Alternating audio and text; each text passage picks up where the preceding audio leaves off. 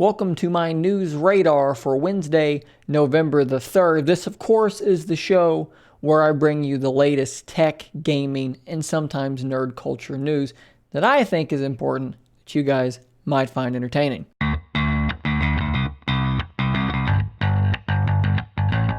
So let's start the show off proper with weird phones. So obviously I am a well-known Surface Duo advocate and user of a folding phone. I've never really used or owned a folding OLED screen like something that Samsung makes in the Samsung Galaxy Z Fold. Personally, I get the appeal of these phones. Don't get me wrong on that point.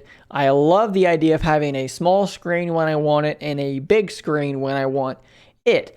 My problem with the phones that are available now are that to me there are just too many compromises to make that phone something that I'm going to want.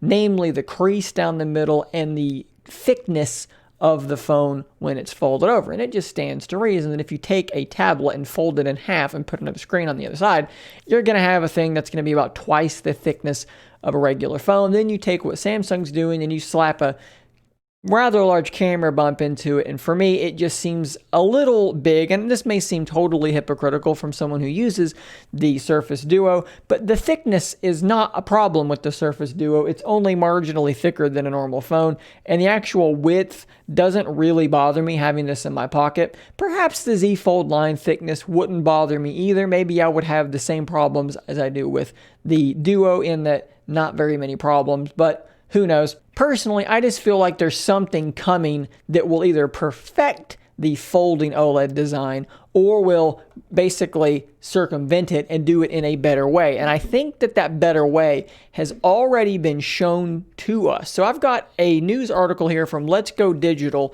where they are taking some patents and some rumors from LG, turning them into renders and talking about what this thing might look like and what it might mean. What is this thing I'm talking about? Well, of course, it is a phone with not a folding OLED, but a rolling OLED. So as you can see in this top picture here, you've got a normal phone, and then what happens is you will grab the edges of that phone and pull it out, and it will expand by virtue of the screen rolling around the outside to be a tablet when before it was just a phone. They've got this really cool bit of documentation here that shows exactly how this will work. And in fact, in one of these pictures, they show it only, extended on one side. So maybe there's usefulness there too. So you have essentially now 3 size screens in one. And by pulling it out all the way, now you've doubled the screen real estate without having a phone that is any thicker or that really looks any different than a normal phone. So another big benefit of having a rolling screen is that you're not going to have a crease down the middle of this design. It's going to look like a pretty normal phone. Now, obviously, you're seeing,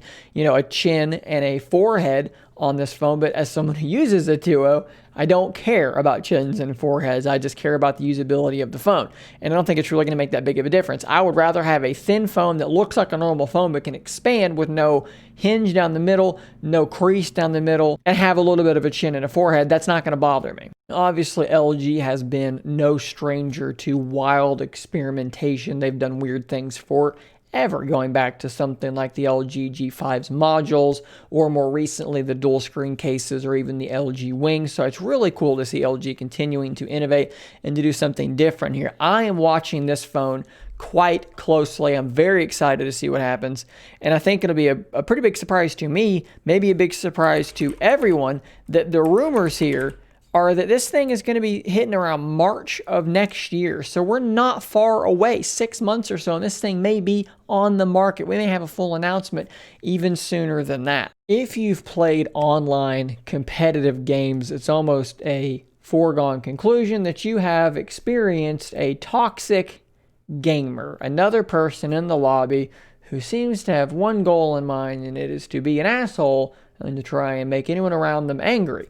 This trolling culture is one of the things that I hate the most. I can't stand it. Just before recording this, played a round of PUBG. I got second place with 5 kills and almost 600 damage. Came real close to getting that chicken dinner there. But the reason I bring it up was that my third kill, after I killed the person, he yelled very mean things at me, accused me of being a cheater, so forth and so on. I'm not a cheater. You can watch plenty of my gameplay and know that I'm not a cheater. Then the last person, when it came down to the 1v1 at the end, I got about half the guy killed. He hit me in the head. I immediately say, hey man, good game. And what does this person do? He starts talking shit as well, making fun of me because he beat me. This sort of behavior is not new, it's not weird, it's not different, but it is annoying. Why do I bring that up? I bring it up because Amazon, and you'll notice that while I'm recording this, my backdrop has died. Hopefully it comes back before too long. But Amazon has filed for a patent for a software method to group so-called toxic gamers and to force them to play with each other and not with those of us that don't want to interact with them. Basically, it says here, it's a proposal for a system that allows, quote, behavior-aware player selection for multiplayer electronic games. They go on to say, while players may enjoy competing with others of a similar skill level, such systems naively assume that skill is the primary or only factor to players' enjoyments. Contrary to this assumption, players' enjoyment may depend heavily on behaviors of other users with which they are paired, such as the proclivity of other players to use profanity or engage in other undesirable behaviors. Players who engage in such behaviors will be labeled as toxic by other players. One mechanism for dealing with such players is to isolate all toxic players into a separate player pool, such that one toxic player is paired only with other toxic players. Now look, there's a lot to dive into there with the, how are they determining who's toxic? Is this all done by the other players reporting? That's not going to be reliable because trolling is going to make that not reliable. Are they going to be then listening in on the conversations, hearing what we're saying? That might not be a good solution. PlayStation 5 just got into some trouble about, hey, we're going to be able to record your chat audio and send that in for reports. People don't like that. People don't like the idea of being listened to, even though, let's be honest, we're being listened to all the time. Do you have a smart speaker? You're being listened to. Do you have a smartphone? You're being listened to. If it's got a speaker, the government might be listening to you. Facebook, Google, whoever, you're being listened to. But I get it. We don't want to add more people that might be listening to us. And of course, we have to talk about Amazon not being great with gaming so far. The first major online game, Crucible, that they launched 5 months later, they've shut it down and canceled it after, I think it was actually released and then brought back into early access or something like that, and then just canned altogether. So it's not like Amazon has like a great gaming track record.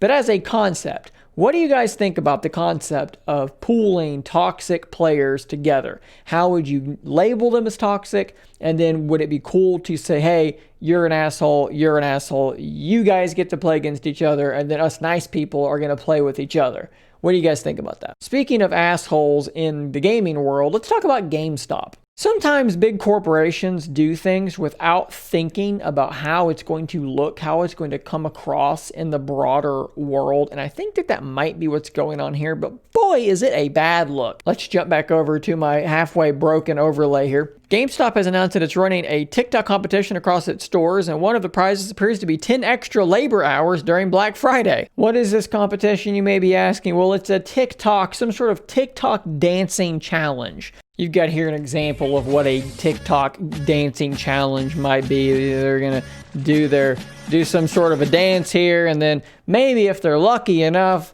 GameStop will give them, it says here, an Echo 8, Echo Auto, $100 Visa gift card, and an additional 10 labor hours to use during Black Friday week. Now, it's unclear here, as someone who's worked in retail management, if they're actually meaning 10 additional labor hours for an individual, or like, is this like a managerial thing? Like if it's like I'm running a store and they're going to say, hey, I don't know if how many of y'all know this, but in retail stores, you get allotted hours. So it's like, you're going to run your store for a week and you've got 300 hours to divvy up between your workers. Or maybe we're going to give you 310 if someone on your staff, or you, I don't know how this works, but someone wins this stupid dancing challenge. If it's that's a little bit less horrible for some reason to me. If it's an individual, just dancing for their hours, I think that's a little bit worse. If they're like, boy, I sure could use those 10 hours to pay for my rent. Let me do a little jig for you. Can I have some money now? That's a little bit shitty. And it's not even that it's money. It's that it's for the right to work some more.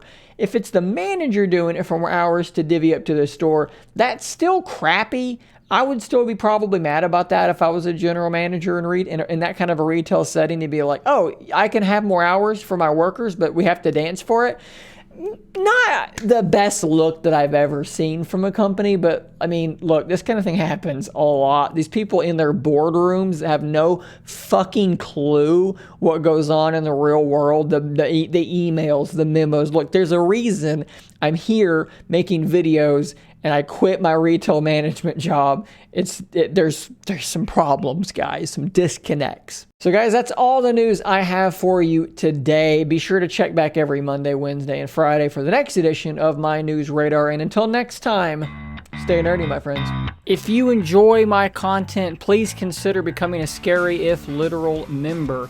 You'll get access to a whole bunch of emoticons to use with live streams and a shout out on an upcoming video. Thanks as always for your continued support.